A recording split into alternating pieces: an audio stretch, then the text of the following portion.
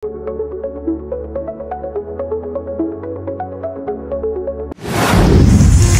po guys, ito po sa Dambasa po. Nandito po sa Aksa Building, Dumaguete City po. Narito po yung mga classmates ko, no? Si Sofia Yano, then si Cantor Cesar.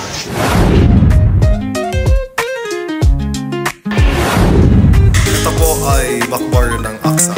Dito po sila gagawa ng mga beverages, no? Para sa kaibigan namin Muslim po, no? Huwag kayong mag-inom ng ganito kasi kami lang mga Kristiyano ang pwede na dito. Ang bagong Aksa Building ay hidden na yung horo. Sana nga magtagumpay ho ang construction.